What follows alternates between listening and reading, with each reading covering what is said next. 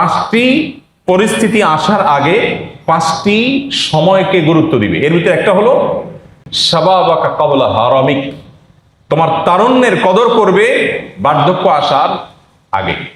বার্ধক্য এসে গেলে তখন তারুণ্য নিয়ে হাহুতাশ করবে, কোনো কাজে আসবে না। আলী রাদিয়াল্লাহু তাআলার দিকে সম্বোধন করা হয় কয়েকটি আরবি পংক্তিকে।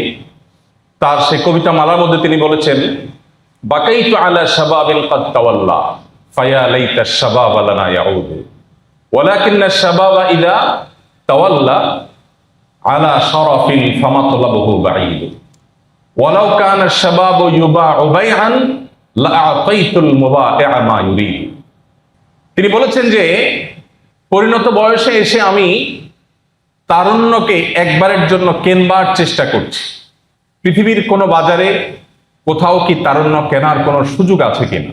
যদি থাকে, আমার সকল সম্পদ দিয়ে হলেও আমি কিছুকালের জন্য তারুণ্যকে কেনার চেষ্টা করতাম। কারণ তারুণ্যের একটি ইবাদত, সামান্য ইবাদত আল্লাহর কাছে এত প্রিয়, বার্ধক্যের বছরের ইবাদত আল্লাহর কাছে এত প্রিয় নয়। কিন্তু আফসোসের বিষয় হলো তারুণ্য একবার চলে গেলে সেটা আর কখনো কোনো সম্পদের বিনিময়ে ফিরিয়ে আনা যায় না।